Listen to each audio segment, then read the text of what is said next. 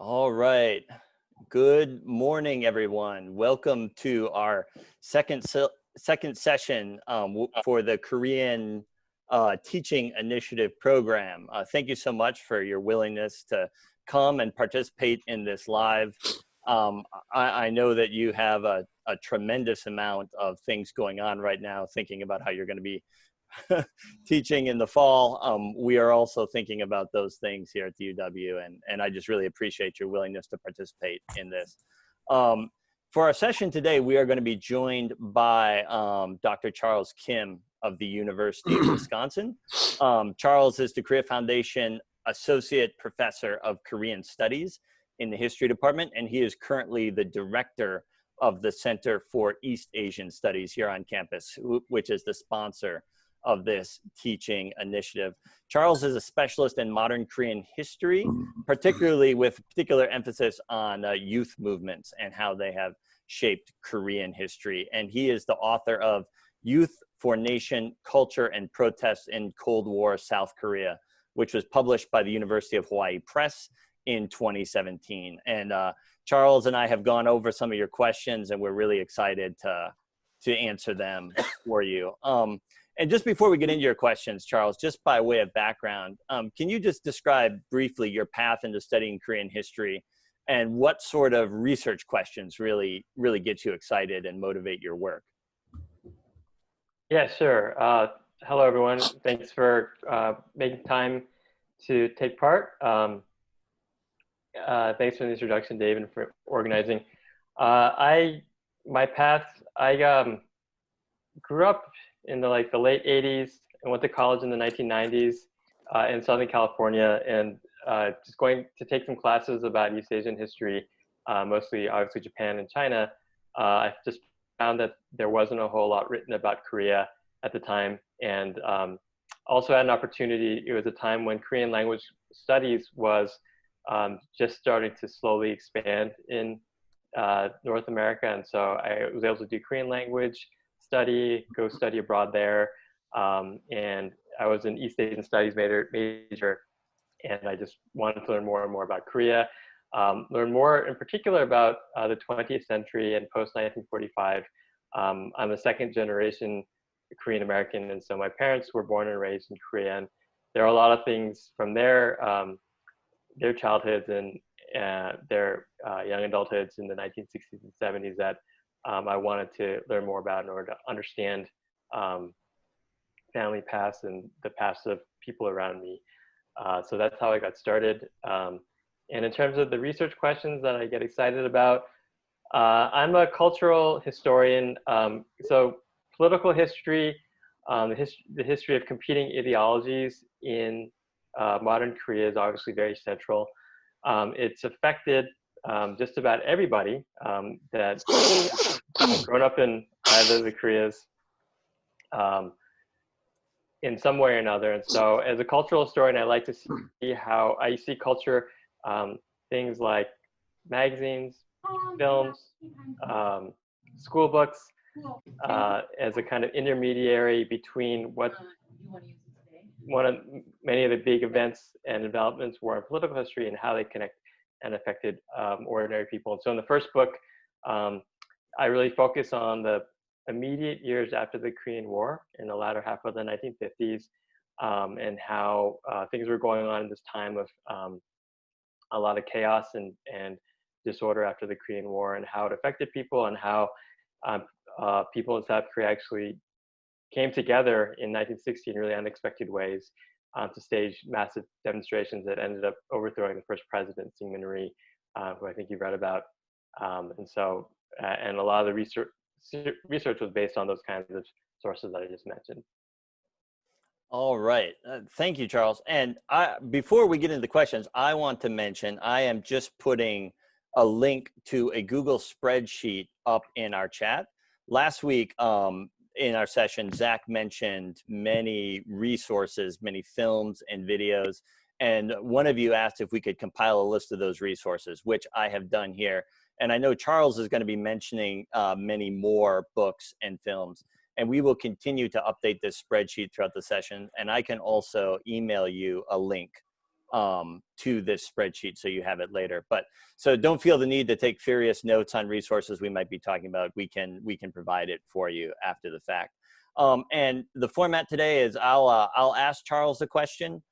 He'll give his answer, but anytime you want to ask a question, I encourage you to just let me know in the chat, raise your hand or unmute yourself, and yeah, ask your question, ask a follow-up question. We will pause several times throughout as well to make sure that your questions are being answered. But Charles, just to get us started, I know we have many teachers here who are particularly interested in films about the Korean War, films about Korean history, that might be useful either in whole or in snippets to show to your classroom. I know that you have a particular interest in Korean films. And I just wonder if you can give us some thoughts on films that might be particularly useful for teaching the Korean War or for understanding Korean history that maybe these teachers might want to take a look at. Yeah, absolutely. And for starters, I want to apologize for the very drab, plain background. My laptop is a little bit too old to allow me to put up a more lively one, so we're stuck with this very white background. So I understand that you spoke, Zach spoke a bit about the film Steel Helmet, which came out in 1951. And I watched that a number of years ago. It's an interesting film because it came out in February of 1951, and so this is really, as you know, in the heat of the Korean War, and there are some interesting aspects. It's been a while since I've seen it, but it touches on race relations in the United States at the time, not just with Americans and Asian people. There's a Japanese American soldier, a medic, who appears in the film, and so that the recent Japanese American internment comes up in that, and also I think there's a black soldier as well. And so this topic at this time of the desegregation of the military and the kind of the eve of the civil rights movement. It was interesting to see how these topics came up in Steel Helmet. Steel Helmet was made by a filmmaker named Sam Fuller, and I don't know a whole lot about Sam Fuller, but I don't think he was quite the big name kind of director that you would normally associate with an American filmmaker. Maybe it's just the films that we often see from the 1950s. And so he doesn't really end with a very on an optimistic note, one that kind of harkens back to the recently ended World War II. I'll think another interesting film that came out in, I think, 58 or 59 was Pork Chop Hill. And similarly, it touches on some of these, on both issues, on the Japanese American internment, as well as Black-white relations at this time of desegregation and civil rights movement.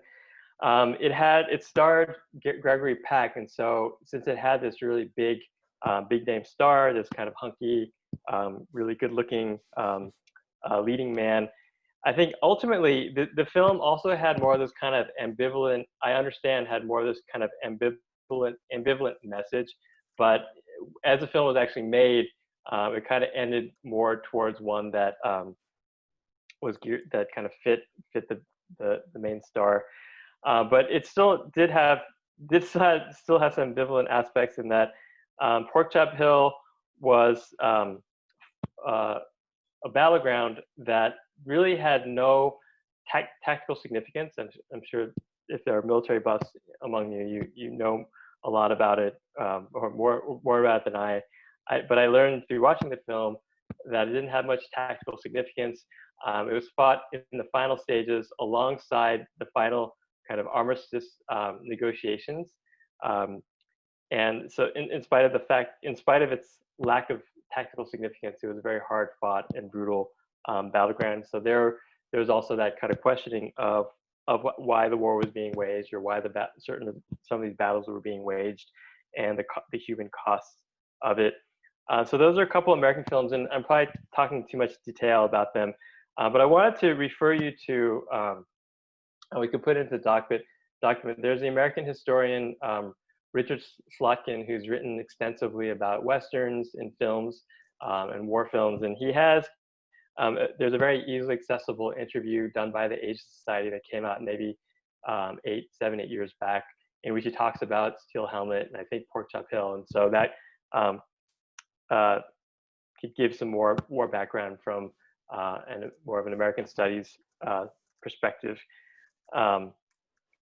Other films, Ode to My Father, how much did you, David, how much did you guys talk about it? We really only mentioned Ode to My Father. We Okay. really basically just mentioned the title. Okay. It's a film that starts, it's, as you can gather from so it's set in the, 2000 teens present, and it's done by a filmmaker who was making a film that's a tribute to his father, who was a boy at the time of the war, and it's only very loosely, very loosely based on his father's life, but it's a family that was torn apart at the time of war, and the filmmaker's father, I guess, was a boy at the time, and he got separated from his own father, the filmmaker's grandfather, and he really devoted his life to his nuclear family and ultimately his own children.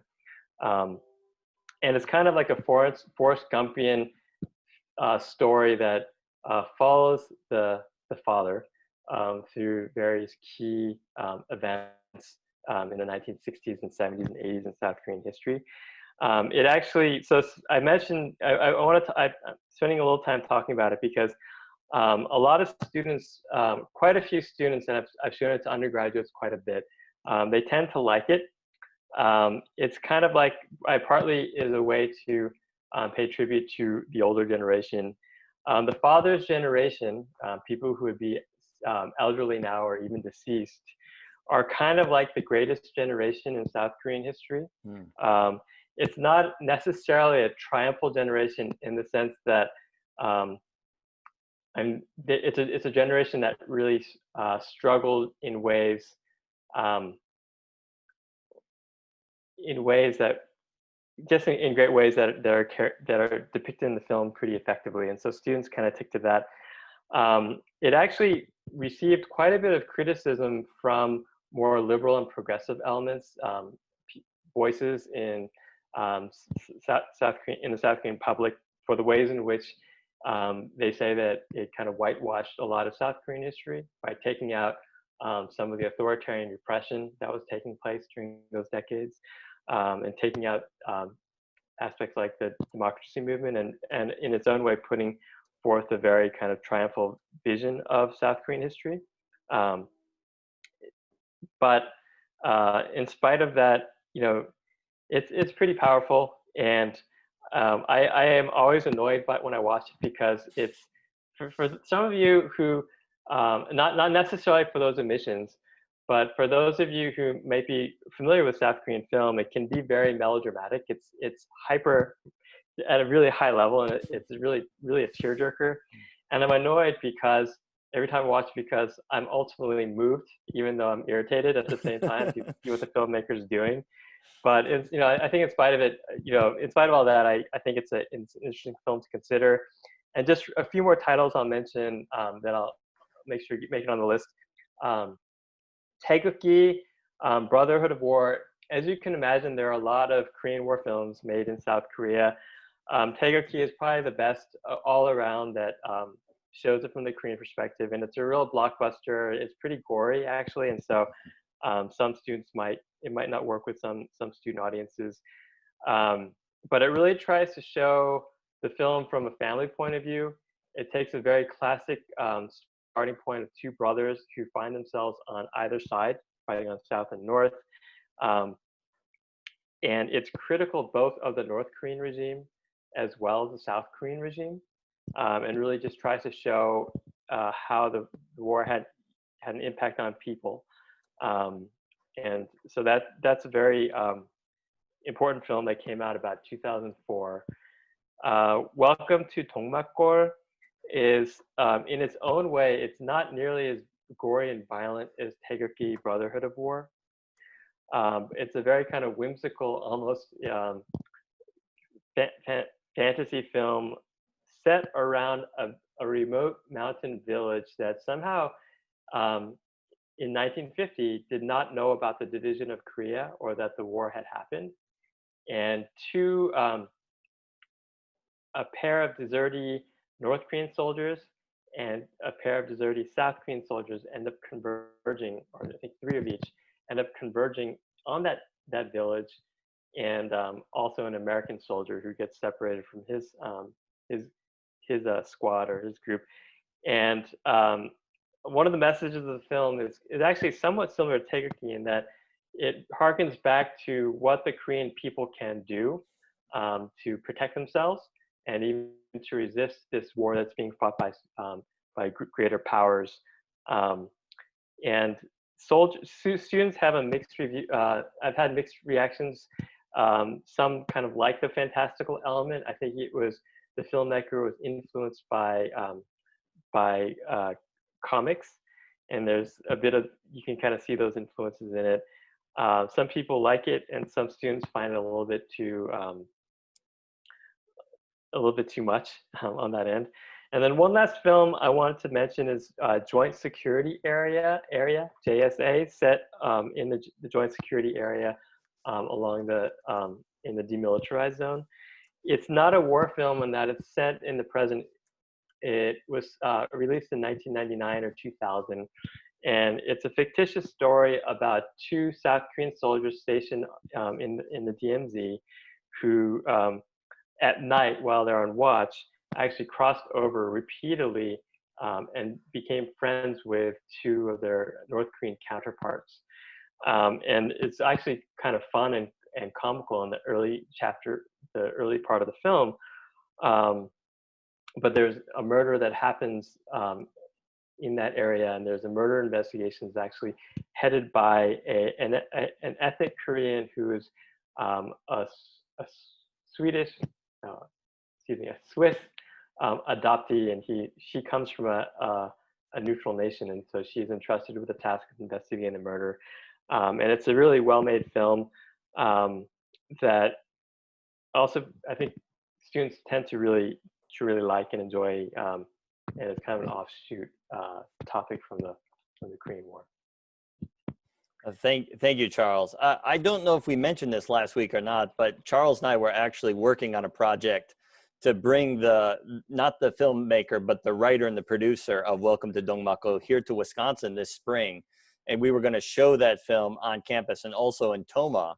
And we were hoping to take it around the state a little bit, and that ended up getting canceled because of the COVID-19 situation. But we hope that we can bring Jang Jin back at some time in the future and show Welcome to Dongmako in theaters around Wisconsin. I think it's a very powerful film just for the reasons that you describe. And I feel like it also really gets at one of the Korean perspectives on the Korean War, and that is of the Korean people, the majority of them being kind of caught up in powers and in situations that's beyond their control, and how they have to try to cope with that.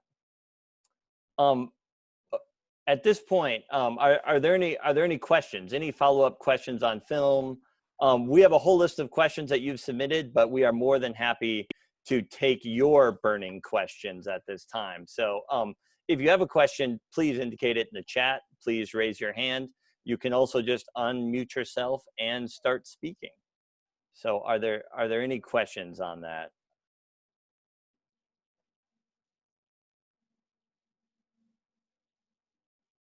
All right.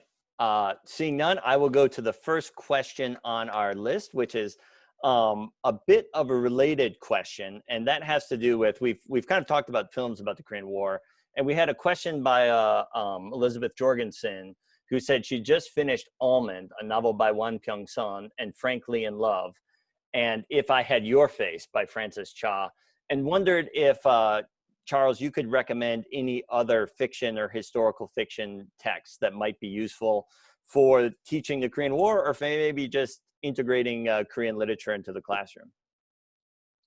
Yeah, absolutely. And I'm really glad that, David, before I answer the question, I'm glad that you spoke a little bit more about Welcome to Dongmako. That is very much a recurring theme that David identified, how Koreans are caught in the conflicts or between the powers that be, or else caught under the directives or the policies or and so on of the state that's in power. And that's relevant to the Korean War as well as during the era of authoritarianism, which ended in the late 1980s. And so even in the film 동막골, some critics will say, oh, it's got a very distinct anti-US message. And in a way it does, in that apart from the US soldier that found his way into the village, there's kind of the UN mission command who are ordering ultimately a bombing raid on the village because they think that there are communists being hiding out there. And so that's where the US sentiment, the critique comes, or the concern comes by some viewers. But it's really, that's something that is always going to be there. And I think even with Pork Chop Hill, that criticism of what the powers that be are doing, that distinction between them and then the soldiers who are actually fighting it on the battle. And I think similarly, you see that in something like Welcome to 동막골, where the American soldier that comes into the village actually becomes part of the group. He's slowly but surely he's welcomed into the community, and then there are the kind of the state or the military that are doing things are not connected to what the people's desires are. And so I want to talk a little bit more about that just now, because it connects to some of the questions that I saw on the list that David had compiled. And that's just a recurring theme that could be useful for those of you who do watch Korean films or dramas or read fiction. And so thank you for the question from Elizabeth. I'm going to start off by recommending two short stories that I actually think are pretty challenging. I've taught with them both in my class at UW. One is called Scarlet Fingernails, and it came out in 1987 by a female author named Kim Min-suk. And it's available, and I actually have a PDF, would be happy to share it with anyone who wants to read it. It's in a book called Wayfarer, a compilation called Wayfarer, New Fiction by Korean Women. It's an interesting story because it focuses on a woman in that time period of the 1980s as democratization is happening. And she looks back on her life. She's probably about 33, about that age in the present of the 1980s. And she was born in the 1950s. Her father, she was told, had been abducted by North Koreans. And so she grew up with her mother and obviously struggled because she didn't have her father. But she did all right. Her mother provided for her.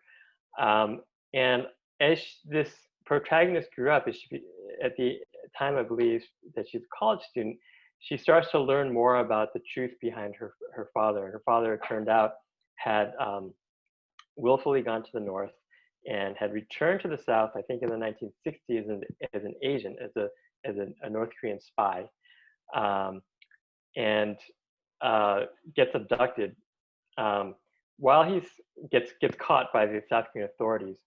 While he's in South Korea, he this is too much detail. I'm sorry. So too much detail. So it talks about how in the anti-communist regime, or deals with how in the anti-communist regime of the 60s and 70s and into the early 80s, where there's really no possibility of talking about this division and how it really tore apart families, and how many difficulties trickled down to really the younger generation who actually had no direct experience in the war.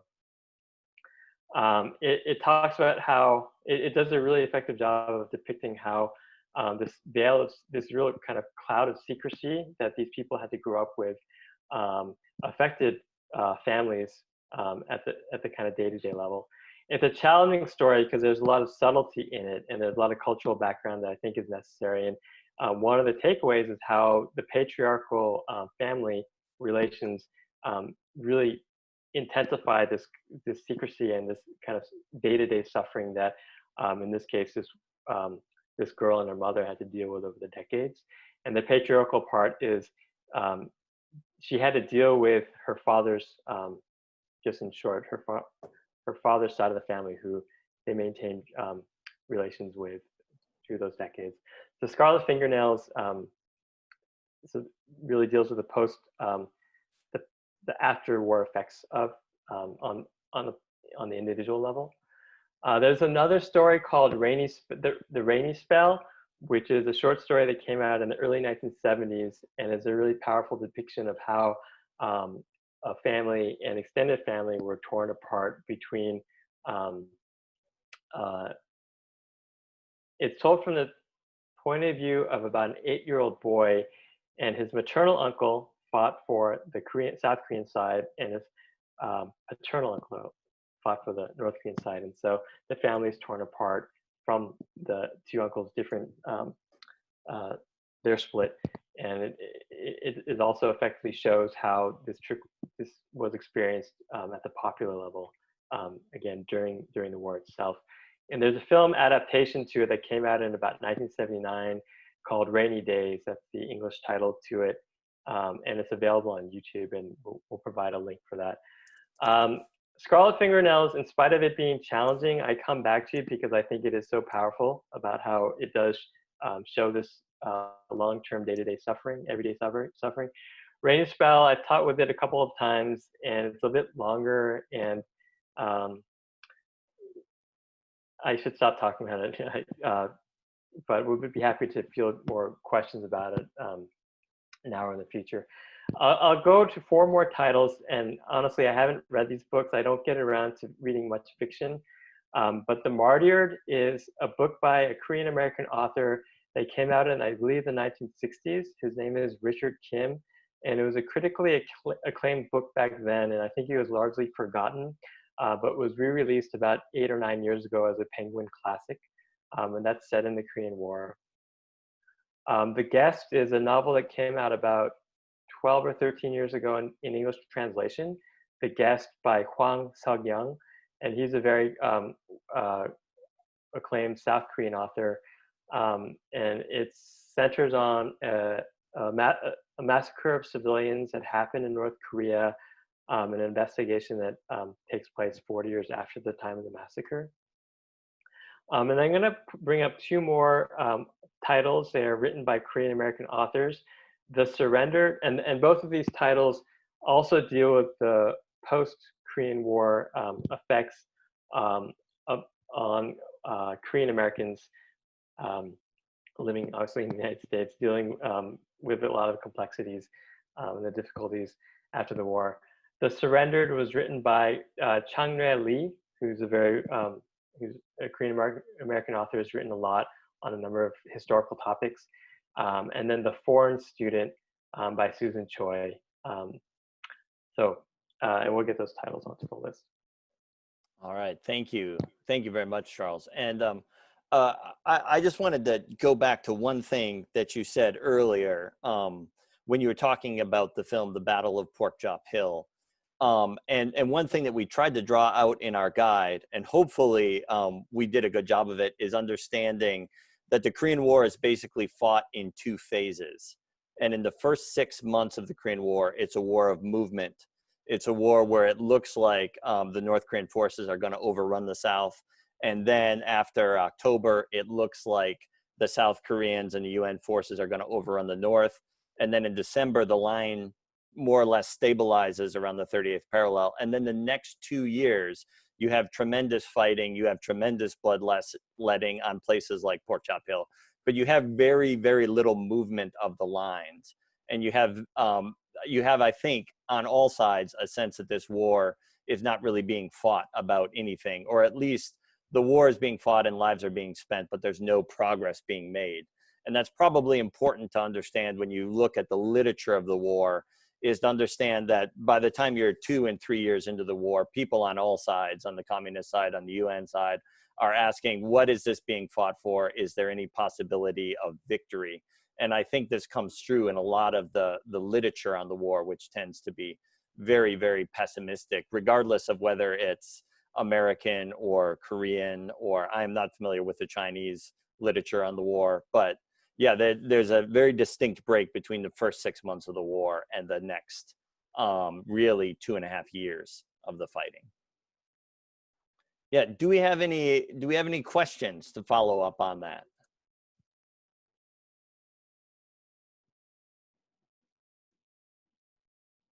All right. Well, if you do, please raise your hand, please add it in the chat or just start speaking. Charles, our next question was, as a part of the materials that we sent out to the students, we sent out the PBS documentary, Korea, the Never-Ending War. We had another question from a teacher saying that she had seen Beyond the Bridge of No Return, and she was eager to see Korea, the Never-Ending War, and was wondering if there are other documentaries that you would recommend viewing, either for understanding the Korean War, or for maybe just understanding the implications of the war more broadly. Yeah, Korea, the Never-Ending War is a good recent documentary that does I think a pretty good job of focusing more on the Korean perspective and how people were affected by it, in line with the Unit 2 of the study guide. There is another film that I've been meaning to watch, and in preparing for today, I was happy to find that it's available on Canopy, Canopy with a K rather than a C as the first letter. It is called Memory of Forgotten War. It was a project that was that came together about 10 years ago, of various Korean American intellectuals that put together a museum, and I think there's also a museum exhibit that was traveling, and there's also a virtual version of it called Still Present Pasts. And Memory of Forgotten War came out of Still Present Pasts, and I look forward to watching. I think in terms of theme and focusing on the Korean perspective, it will be similar to the PBS documentary. I also want to let you know about a British documentarian named Daniel Gordon, who in the 2000s put out a trilogy of North Korea documentaries, Game of Their Lives, Crossing the Line, and A State of Mind. And I've been long-winded too much in the first questions. I won't talk about them, but they're all quite well done and very interesting. David's favorite, he tells me, is Crossing the Line, which is about an American soldier who abruptly defected to North Korea in the 1960s and spent his life subsequent to that defection in North Korea. And Game of Their Lives is about the North Korean national soccer team's Cinderella run in the 1966 World Cup. They did a lot better than anyone expected, and it's quite a fun but also interesting film that students seem to like. There are a couple of films. One, Dear Pyongyang, is made by ethnic Korean who was born and raised in Japan, a Zainichi Korean by the name of Yang Young-hee. And she, the population of Korean Japanese are, especially in the earlier decades after 1945, were split between a North Korea and a South Korea, into North Korea and South Korea aligned population. Yang was part of the North Korea aligned population and went to essentially a North Korean school in the midst of capitalist Japan. And she grew up in the 70s, mostly 70s, 80s. And her two older brothers were actually sent to live in Japan as part of, sent from Japan to live in North Korea as part of these ties between North Korea aligned Koreans in Japan and North Korea itself, the fatherland. And she digs into it, and it obviously had a lot of difficult effects on her family. And it's a pretty raw film, and I think she was a pretty a newcomer to documentary making at the time, but it's quite interesting.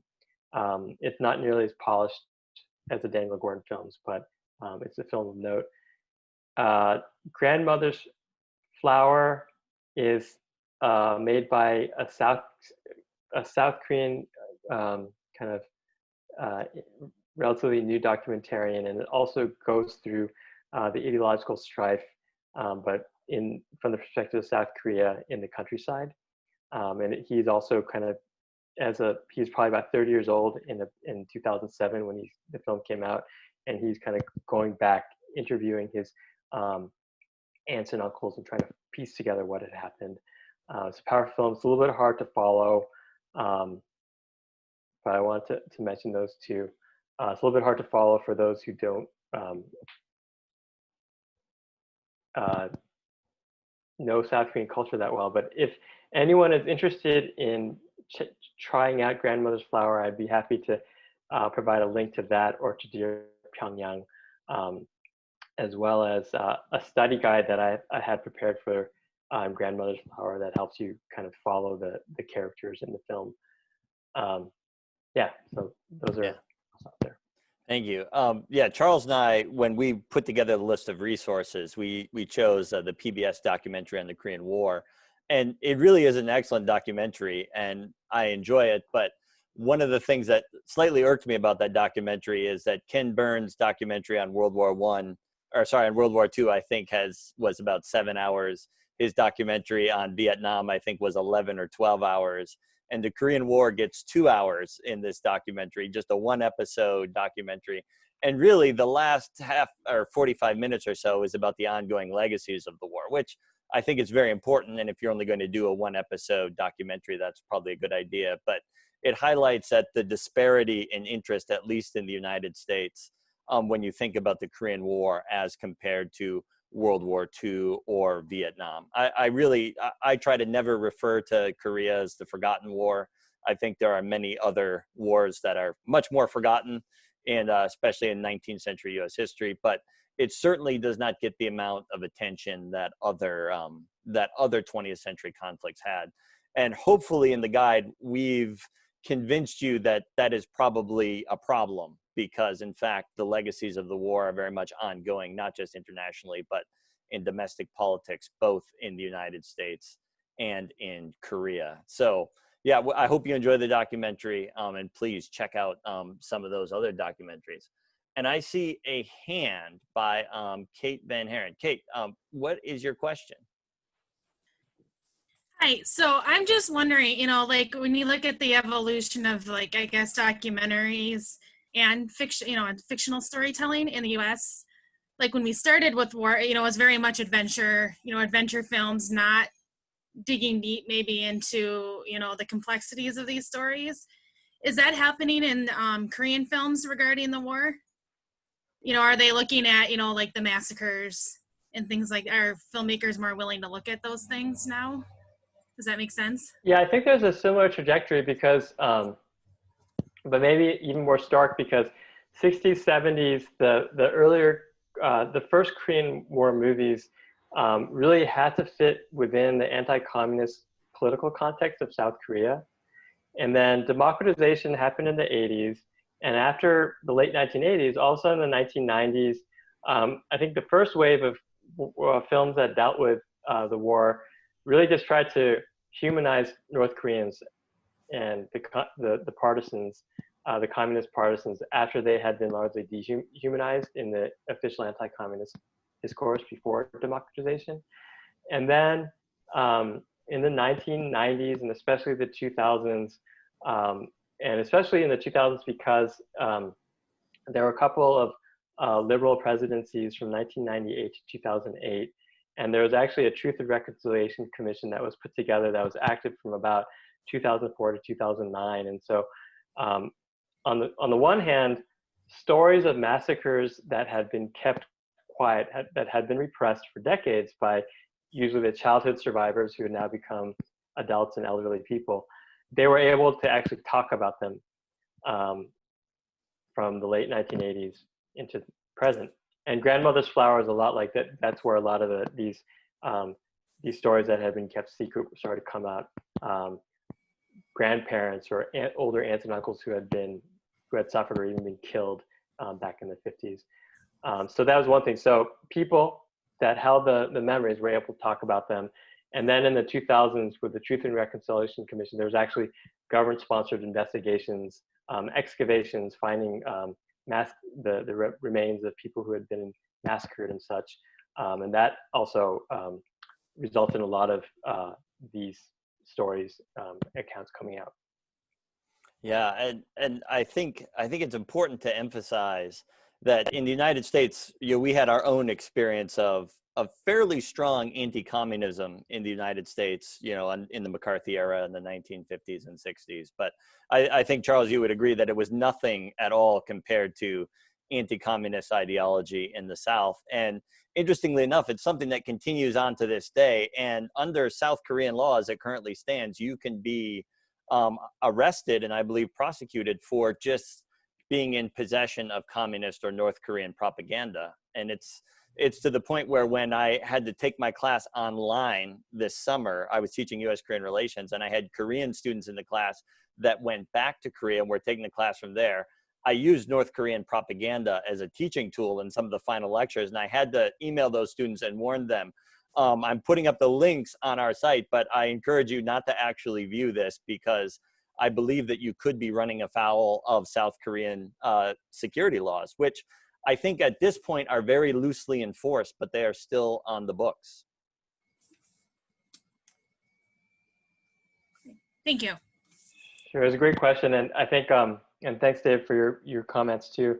Scarlet Fingernail is a story that I talked about earlier. There are a couple things like, that national security law and the continuation of it even to the present, and how it really did have a lot of deep effects on people for decades and decades. And a couple of things, the protagonist recalls the anti-communist film that she had watched growing up, and then in the present of the 1980s, watching her own children, school-aged children, drawing up anti-communist posters as school assignments. And I think there's like a poster competition, and just the kind of the everydayness of anti-communism even into the 1980s, and how, yeah, as David mentioned, up to this point, even today, if you say the wrong things or post the wrong blog comments on the internet in a blog post or some kind of a thread, you could get into trouble even today. Yeah, just a kind of an interesting anecdote. I feel like the term "Reds" or "red" as an insult in the United States would almost be comical today, but the Korean term "palgengi" is essentially the equivalent. And it took me a while when I was learning Korean and talking to some older Koreans to realize that they were still using the term in a very negative sense and not in an ironic sense. And in their minds, and this would be the ultra older conservative generations of Korea, still worry about communist infiltration of their society and still are tempted to see communists maybe hiding under every rock or behind every politician who is maybe supporting a policy that they don't approve of. Yeah, and Mickey mentions in the comments the No-Gun-Ri incident, which is mentioned in the PBS video, which is a very important incident in that just as South Korean society is all of a sudden during its period of liberalization able to talk about atrocities committed by communists, atrocities committed by South Korean forces, they're also free for the first time to talk about atrocities committed by American and UN forces in the Korean War. And that was actually elevated to the point of a major incident in U.S.-Korean relations. And if I can just add one more film to your list, there's actually a Korean film made all about the the No-Gun-Ri incident called Chakan Yeonmot, or The Little Pond. And it's a film that I saw in Korea, which is deeply uncomfortable viewing and really highlights just the horrendous nature of what Koreans, especially refugees in the war, experienced. Are there any other questions? We've been talking a lot about film and about literature, which I was really hoping to do because of all of our guests. Charles has much more knowledge about that than any of the other ones. But we're also willing to take the conversation in other directions as you desire. So if there are any questions, and it doesn't have to be on this topic or any topic we've discussed, please raise your hand or drop it in the chat. I'll pause for just a moment.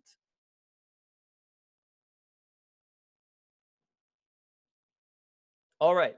Well, please let me know when. I'm sorry, it took me a second to get my mic on. I have a question about that transition from the military dictatorship into the more modern economy, and how that transition actually and successfully occurred to the point at which North Korea had been moving fairly rapidly and developing with the aid from the communists, and then all of a sudden South Korea just takes off.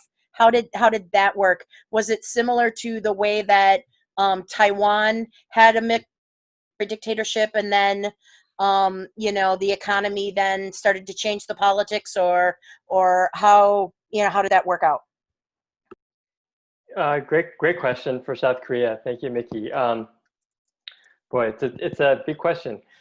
I'd say, so post-45, and especially after the Korean War, the United States was really interested in terms of economy in Asia, restoring the economic ties and the economic structures that had existed before 1945, centered on the Japanese Empire.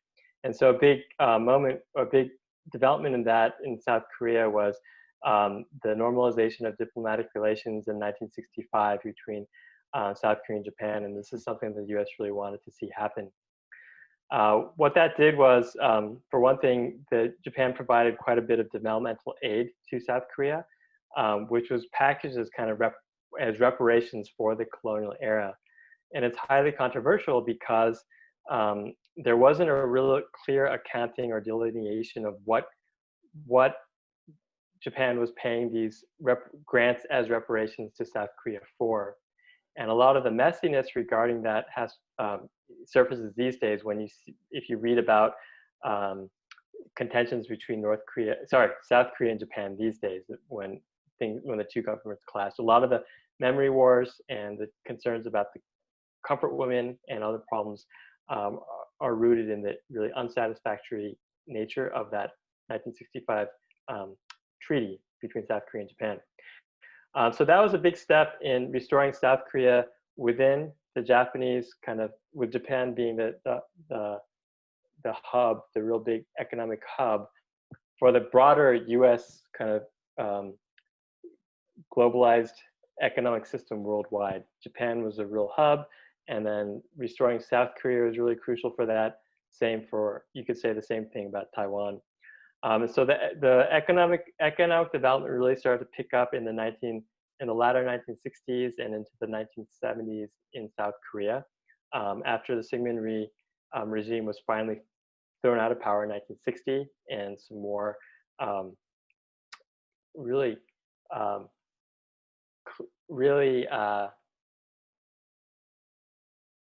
centralized economic planning started to be implemented from the top from 1962 on, where 5-year economic plans were put into place from 1962 to 66, 67, 71, and so on, all the way into the 1980s. So that was a big part of economic development. And in South Korea, in compared to Taiwan, there was more of a focus on mid-sized companies, mid-sized enterprise. And this was in Taiwan. In South Korea, there was a lot more of a close collaboration between the authoritarian state and large business conglomerates, or the chaebol. And some of these are familiar names like Samsung or Hyundai. These are large-scale business conglomerates that worked really closely with the state. The state coordinated the different areas in which the South Korean economy would move forward by giving loans, preferential loans, to the business conglomerates, so that the business conglomerates would move into different industries that the state wanted to see the country move forward in. And so a big change happened in about the 1970s, where the country, South Korea, really turned to heavy and chemical industries, which was a move that the United States advisors never really saw happening or even wanting South Korea to do. But all of a sudden, in the 70s and 80s, South Korea started to emerge as a big player in steel, in manufacture of steel, and shipbuilding, and these industries that that no one saw Korea having success in prior to it. And so it's hard to really, I'm kind of jumping around, and I'm sorry for not having a more kind of linear answer for you. A lot of it, it's hard to separate South Korean economic development from the strategic relationship, the strategic alliance between South Korea and the United States. A big part of the funding, the funds for the switch to heavy and chemical industries in South Korea was financed by capital that came from the US via payment to South Korean soldiers who fought in Vietnam in the latter half of the 1960s into the early 1970s. Over 300,000 South Korean soldiers fought in Vietnam on the South Vietnamese side during nearly a decade, and they were paid in US dollars, and this capital was actually significant enough. The money that they brought back and brought into the South Korean economy was important, as were ensuring the stability of the US-South Korean military alliance in those years, and also military aid that the US provided for South Korea. And so these were a lot of things that were going on that were key steps in South Korea's economic development. South Korea's per capita GDP remained pretty low into the 70s and even into the 1980s. Per capita GDP in the early 60s was right about $100. It was one of the poorest countries in the world. In the 1980s, in the mid 1980s, when global observers were really touting South Korean economic development, because they had come so far in those decades, it was still something like, don't quote me on this, you could obviously easily look it up, but I think it was something like in the mid 80s, around $1,200 per capita GDP in South Korea. And so I think Nikki's question, how did democratization, how did this all fit together? So there was this big progress that happened in the 70s, 60s, 70s, and the 1980s. And then post-democratization in the 1990s and really in the past couple of decades, South Korea has really emerged as an advanced economy, a top 12, top 10 economy in terms of scale in the world. And I think we're a lot more familiar in terms of, a high-tech South Korea and a country that's really been impressive economically but in terms of technology and other standards.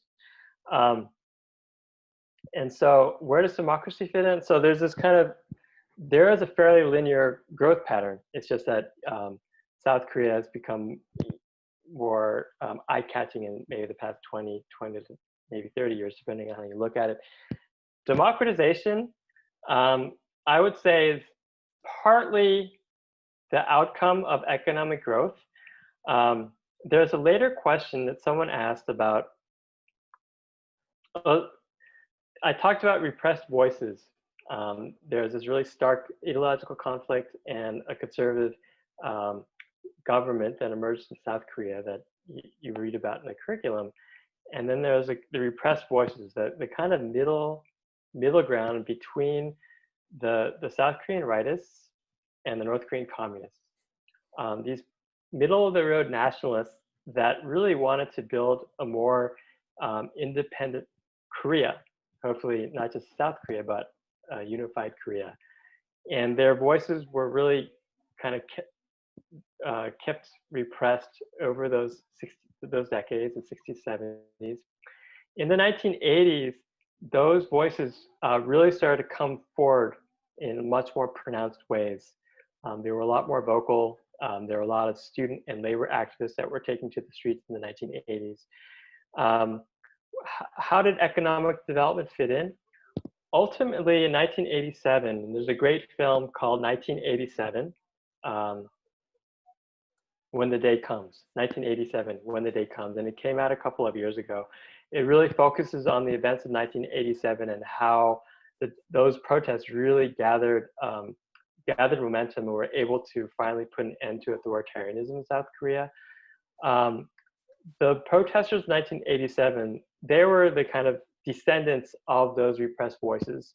Either the descendants, if they were young, like university student age protesters, or actually some of the older people involved in 1987 were actually maybe more directly tied to the events of the 1950s. They were, if anything, against the big business, state-driven economic development that had happened over the 60s and 70s because of the ways in which they had repressed labor and really kept wages down for workers and really were not preserving workers' rights in South Korea. So the real center of 1987 were really critical of the state. However, what was really important about 1987 in South Korea was that the middle class they were fed up with authoritarianism.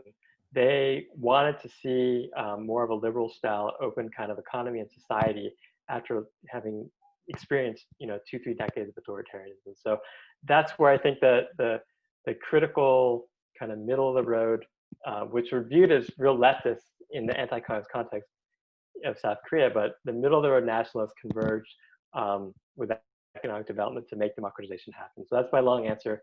There's one more thing I wanted to say. Oh, and also, if you can remember, 1987 South Korea democratization. Also, there was the People Power movement in the Philippines in 1986, and the overthrow of the Ferdinand Marcos regime in the Philippines. And so there was this contemporaneity between what was going on in South Korea and the Philippines, and also Taiwan. Also, the democratization that happened there was largely contemporaneous with South Korea. Oh, thank you, Charles. That was a great answer. And Mickey, that was a great question. And I would encourage you next week to ask that same question of Greg Brzezinski. So Greg Brzezinski's first book was very much on this topic. And I think his answer would be broadly similar, quite similar to what Charles said. But I also wonder what aspects of it he might decide to emphasize that might be a little bit different. Charles, I think it's so interesting that you point out the state-led development model in South Korea and how that really functioned. And I think you would agree with this because of South Korea's presence within the United States Security Alliance. And one thing that I like to do with my students when I teach US East Asian relations is point out the similarities in South Korea's development of state-led capitalism, really with what the Chinese are doing today, except without all of the theft of American intellectual property.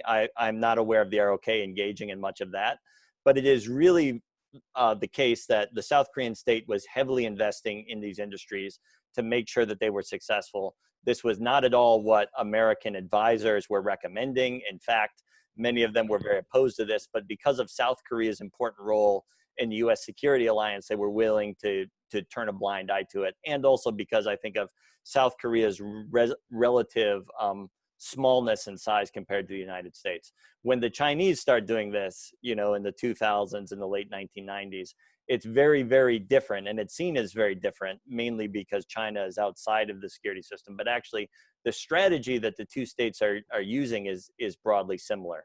And then, of course, as you point out, China, at least to date, has not had the same sort of success in a people's democracy movement that the ROK had.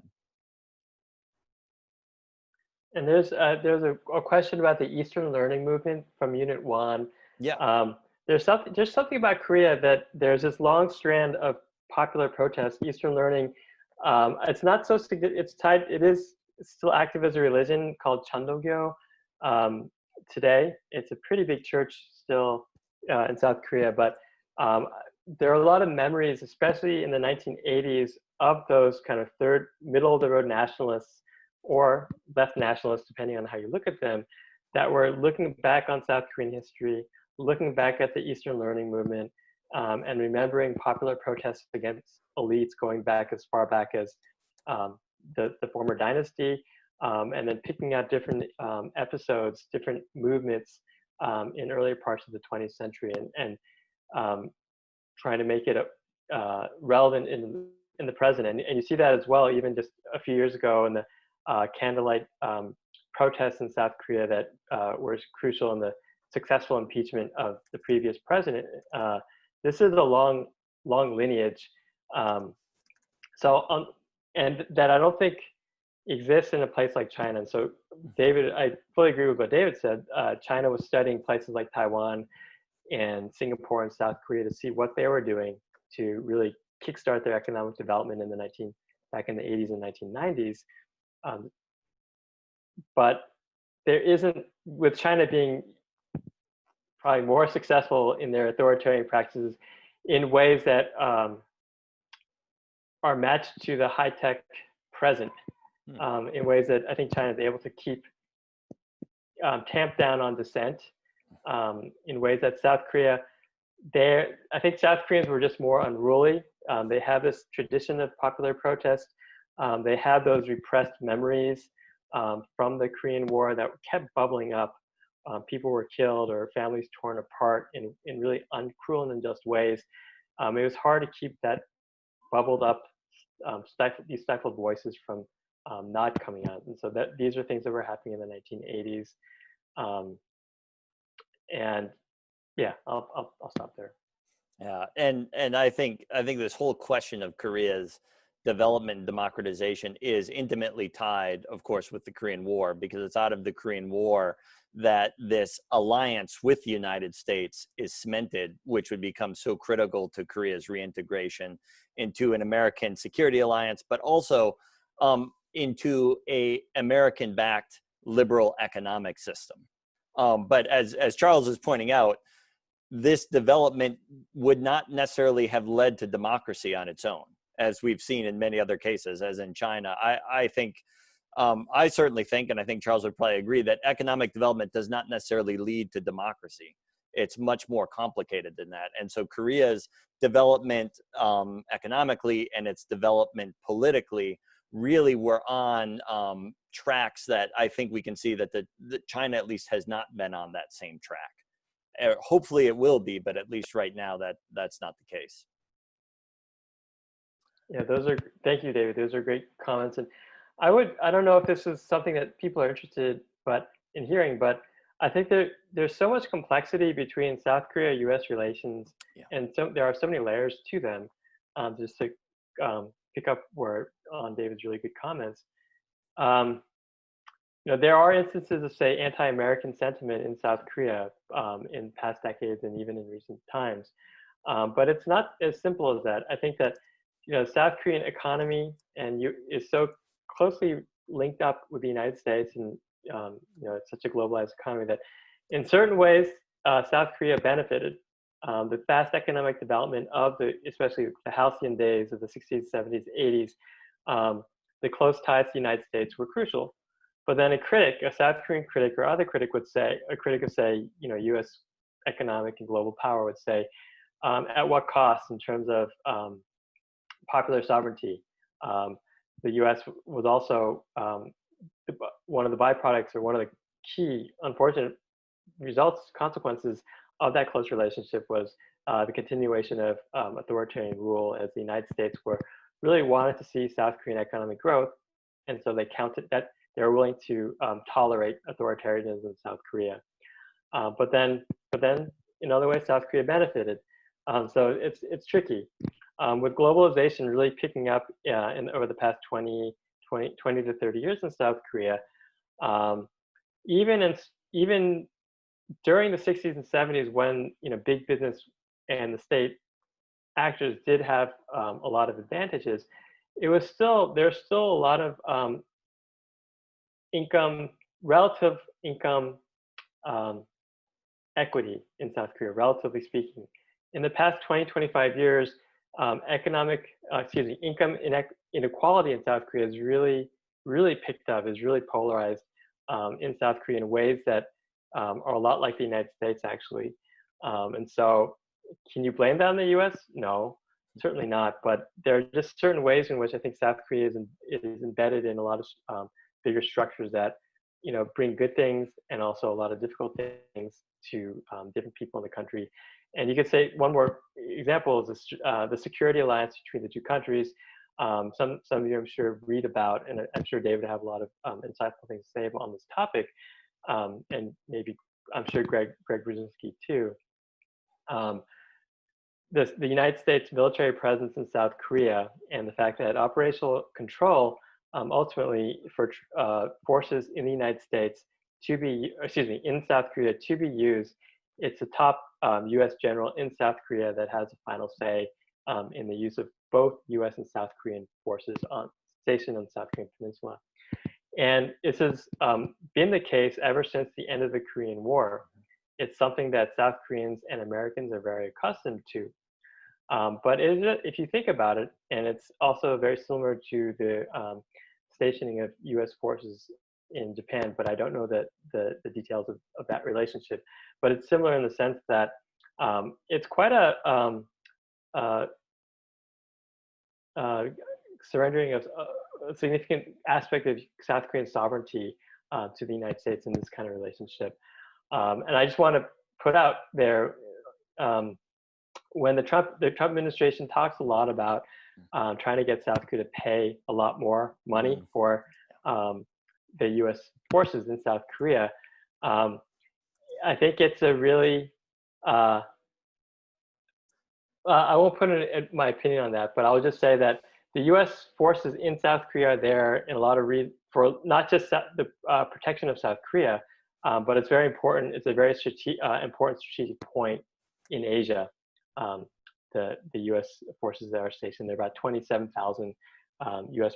military personnel in South Korea, stationed in South Korea. And so the point that I'm getting at is that their security relations are very much closely tied together. And even as people like Trump or others who want to do more of a kind of inward turn in U.S. foreign policy talk about getting South Korea to pay more, or else even further, withdrawing U.S. troops from South Korea, it's really complicated. It's really hard to get the U.S. out, and most U.S. Politicians are dead set against it because of the importance of South Korea as a strategic site. Yeah, that I could not agree more, Charles. And if I'm allowed to engage in a bit of self-promotion, I've just dropped an editorial that I wrote last summer on these issues, especially on just how damaging it is to the relationship when the current administration accuses the South Koreans of free riding on American security, of making absolutely unreasonable demands in terms of burden sharing, demands that previously would have been unthinkable in this administration. Actually, now they're making similar demands of Japan and of Germany. So it's not completely unprecedented, but for the previous 70 years of the alliance would have been unthinkable. Yeah, it's U.S. South Korean relations is it's a very, very complex, and I find endlessly fascinating relationship. So we are at 12:08. Is there anybody, this has been a wonderful conversation. Thank you so much for participating in this, asking questions. Is there anyone who has one final question for Charles before we wrap things up on any topic of interest to you?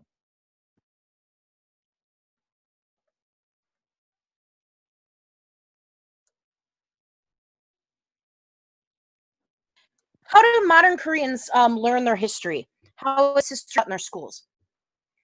Great question. Thanks, Vicky. And I think, Vicky, were you the one that asked about someone asked for a book about how South Korea was able to transform to a modern successful nation. It might be your question, Vicky. I have a recommendation that David will put on the list. Michael Seth is the historian at James-Madison University, and he's written a number of very good informative textbooks on Korea.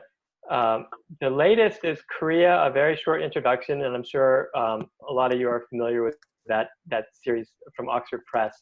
I haven't read that book, but the other books, his earlier books, tend to be a little bit lengthier and actually kind of expensive because of the press. But this one is it's a lot more accessible, and I think it's $11 paperback on Amazon. I haven't read it yet, but he's a very very knowledgeable scholar, and so that might be a good source for that person who asked that question. But to your question, Nikki, how are people educated? I think largely from, again, some echo, from the school system, which is it's a national school system. And there's a question about Korean attitudes towards Japan and towards North Korea. And my family and I spent I spent a year in Korea, and my children, my school-age children, spent 2 in Korea. And my son, who was in 3rd grade there, and my daughter, who was a 1st grader there, they just got back, and I was really struck by how they were pretty anti-North Korea. And this is in spite of the fact that this is under Moon Jae-in, who is a more liberal nationalist. His background is more of that kind of middle of the road nationalism, who tends to be critical, maybe not in what he says publicly, but I think he has some pretty critical views of the past. And in spite of the changes that he's tried to implement, or his education ministry has tried to implement, in the end of the day, I think that education is pretty quick, and they'll talk about North Korea and the Korean War. I don't think at that age they're going to talk about atrocities, but I think maybe to high schoolers they would talk about things like the comfort women and civilian massacres during the Korean War. But they learn about it so quickly that I think at the end of the day, my son is not and my daughter are not the best examples because they're so young, but they just walk away with, yeah, but North Korea bad, South Korea good. They saw me as I prepare for my class this fall. My daughter walked in on me, caught me watching some North Korea related videos on YouTube, and we're like, oh, North Korea, that's no good. And so that's my long way of answering your question. Is I think they get a lot of pretty straightforward nationalist views, where I think they'll walk away with kind of some anti-Japanese attitudes. Typical Korean is not all out anti-Japanese, just like they're not all out anti-American, but they're a little bit distrustful. They're definitely going to rally around the flag when there are tensions between South Korean and Japanese governments or territorial disputes. They're definitely going to rally around the South Korean flag, but they're at the same time not going to get a whole lot of detail. I think that students are going to have to typically go to college and really be interested in learning more in greater depth about modern Korean history to try to get a fuller view. So I hope that helps, Vicki. And if you want to, if you need further explanation, I'd be happy to stick around. If I can just add, I completely agree with Charles, and I got my start in Korea actually as a middle school teacher in a rural Korean middle school. Although at that time my Korean was so terrible, I was really dependent on people around me who spoke English, but I was already deeply interested in history at that point. And I was really surprised actually at the amount of time they devoted to Japanese atrocities during the colonial period. And it seemed like that was the thing that my students would get the most emotive about. And there was actually a large mural as you entered the school grounds depicting Korean independence fighters being executed by Japanese soldiers, an incident which I think maybe had happened in that area. I'm not entirely certain, but that was what my students saw every day as they walked through the school grounds. And I remember thinking to myself, oh, is that really what you want to be emphasizing to middle school students? But it seemed like the Japanese atrocities in the colonial period were much more emphasized than either the Korean War atrocities or certainly anti-American sentiment. Yeah, thanks for those comments. I think I fully agree. I actually think that, so if anti-American, the less significant instances of anti-Americanism and public protests that I can think of happened in the 2000s. Yeah. 2002, a U.S. military truck accidentally killed 2 teenage girls on a kind of a country road, leading to protests. And then there were protests against the U.S.-South Korea Free Trade Agreement. But in more recent years, anti-U.S. sentiments really gone by, really kind of not, it's not come up even at sensitive or key political moments. Whereas I think anti-Japanese sentiment, I think is really used, anti-Japanese sentiment has always been there, from the mid 20th century, back to the colonial era, back to the Joseon dynasty, following a massive Japanese invasion of Japanese invasions of Korea in the late 16th century. It's always been there, but I think in the past 20, 30 years, post-democratization, Japan's a real, on the one hand, for a good reason, colonial era had some very brutal elements, including really fostering class divisions as Korea really began its early modernization, for good reason. But in other ways, I think Japan has become a real kind of a straw country that Korea, I think, can displace, I think in recent years starts to displace. If there's going to be a critique of the kind of global powers that be, there's a kind of displacement effect of anti-US sentiment towards Japan. And I think there's there's been some more anti-Japanese or anti-Japanese themes in historical films and even TV dramas that have been coming out that have always been there, but I think there's more of that's been coming out, and they're more sophisticated and well produced, which I think is unfortunate, because the younger generation really, even as they like certain things, admire certain things about Japan, its society and its economy and its technology, there's always that kind of, but they're really terrible, and I think a lot of it's directed towards the Japanese government, not Japanese people. So I wanted to mention all that just because I do know Japanese South Korea tensions do come up in the news, and just to give a little more context to that. All right. Well, we are at 12:15, but thank you very much for everyone who participated in this. We will have our final session with a scholar next Friday with Greg Brzezinski. I will be sending out the link for that meeting on Thursday. By all means, please keep submitting questions via the form. If you absolutely want to make sure that your question is answered, but you don't necessarily want to speak up in the forum, please just email me the question and I can make sure that it gets answered. Thank you very much, Charles, for joining us today. That was a really excellent discussion, and thank you for everyone who took the time to join us.